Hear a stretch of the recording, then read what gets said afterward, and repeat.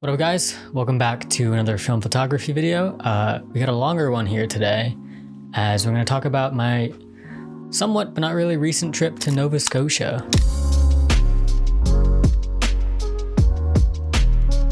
This trip happened like months ago and I meant to make this video months ago, but here we are 3 months after the trip. Better late than never. I've been feeling a little burnt out from the city, so I hit my friend Joseph up to do a kind of short trip, just like a quiet trip. He had already been planning on going to Canada, so I was like, oh, can I tag along? We can make it like a film photography journey. And we started planning, and we ended up deciding on the islands of Nova Scotia, which are right above the state of Maine in New England. So it was close enough to us, but still a good change of pace. We left from Rhode Island on Monday. The trip up from Rhode Island to Nova Scotia is 12 hours, and we weren't really trying to do that in one day, so we ended up splitting it in 2 days. Basically, we went 6 hours up to Maine. That's the funniest thing I've ever seen. How did you put it on that bug? Oh! Sorry, I got you. I'm just gonna throw it away. I don't want it anymore. We had a campsite in Bar Harbor, Maine, and we were gonna stay there and then do this next 6 hours the day after. So on Monday we did the first set. We got our little campsite in Bar Harbor, which was pretty nice, nothing special. And we went to the Bar Harbor town, which was pretty cool. I got this nice photo of Cecily here that I really like. We arrived right at golden hour, right at sunset, which was nice. I was able to get some photos of, I think this is Bar Island. And I kind of wish I'd framed it a little better, just to kind of hide the people, hide the cars, but I didn't have a lot to work with in terms of time. I do still enjoy it. I like the shot that I got. When we got back to the campground that night, me and Joseph posted up outside of these laundry machines. The campground had a separate building just for laundry. I'm trying to get better at my long exposures. I don't do them a lot. I'm not very good at night photography in terms of getting good scenarios, and this seemed like a pretty good one. So we posted up for like an hour. The first one I think was handheld, which was kind of impressive. I was shooting at 1/30th of a shutter, which I got shaky hands, so it's impressive to me that it was relatively steady and sharp.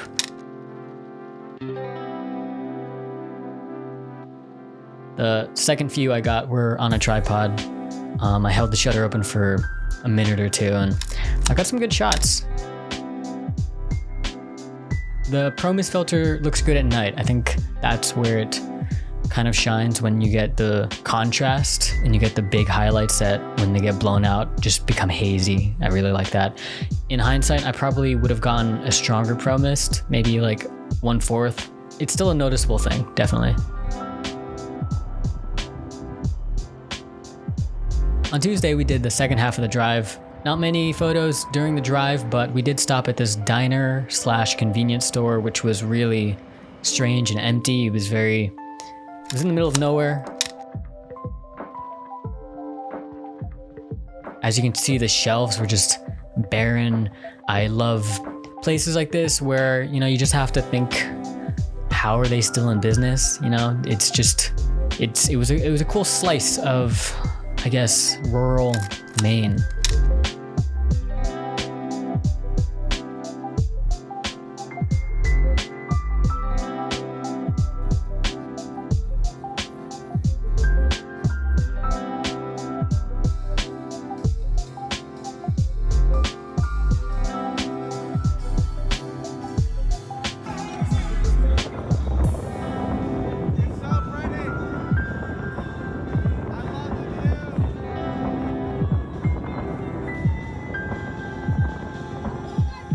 Wednesday was our first full day in Nova Scotia, and we found a nice hike next to these mountains.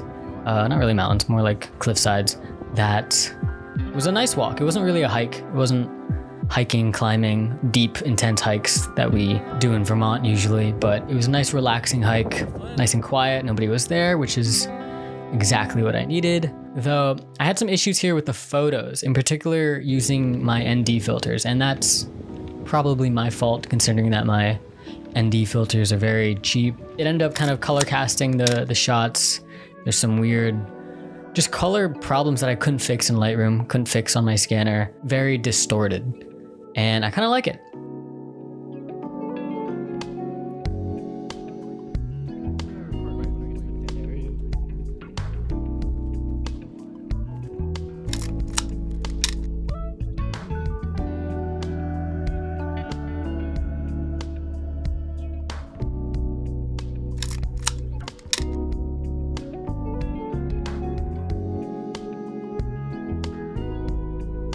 I like the Pro Mist here, especially adding a little bit of extra or decreasing the clarity in Lightroom adds even more diffusion. And so I like the forest shots that we got, especially us hiking through it. The light coming in through the trees was very nice.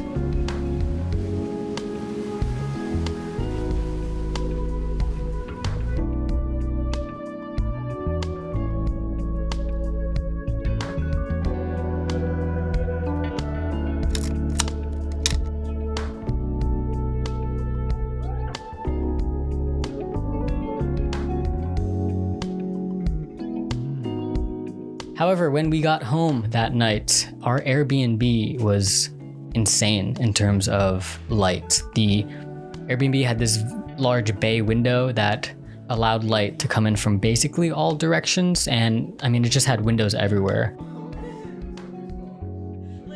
And I took some very good portraits of my friends. I got one of Harry here.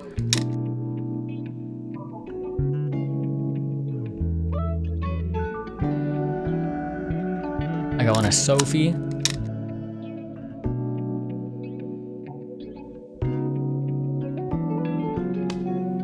And then Cecily got one of me, which looks really good.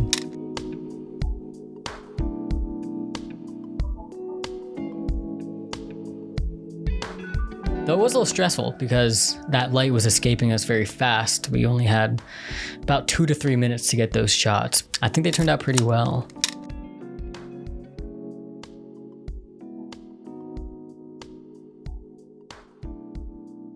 I was able to go around the house to get a little bit more of the environment. The shed out here looks nice.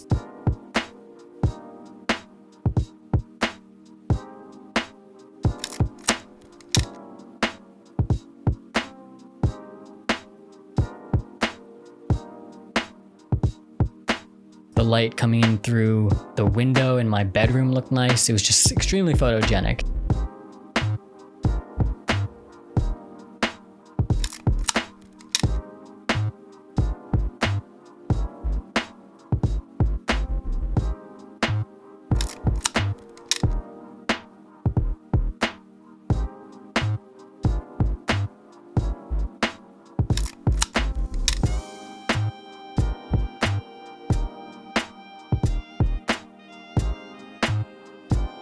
The next day, we headed off to the town or community of Peggys Cove, which was a little bit north of where we were staying. The town was insanely small and photogenic. The colors of the houses were very diverse. It was like there was a lot of blue, there was a lot of red, but the fact that each house was painted a different color was just really pleasing to the eye.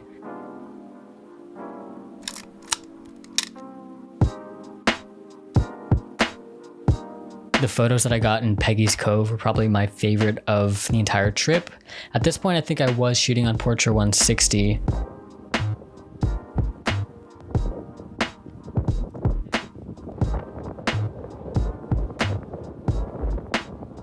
We stopped at this shop called the Buoy Shop and talked to the dude who was there, this nice man, who told us a bit about the Peggys Cove lore. He explained that it's usually a lot more busy than the time that we caught it. He told us that Disney had come down to record some movie.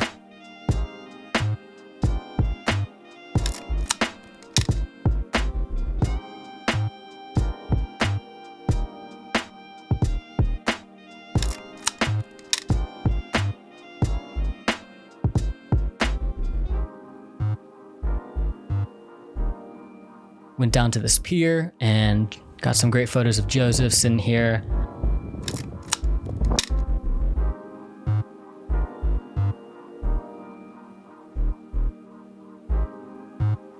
I got one of my favorite photos from the entire set was this photo looking up this driveway at someone's house. I just liked how beach town and fishing village or fishing town aesthetic it was. I just liked how spaced out each of the houses were. It was just a really calming experience. It didn't even feel like North America. Like, it definitely felt Canada, but honestly, it felt more like European in terms of how it was on open plains.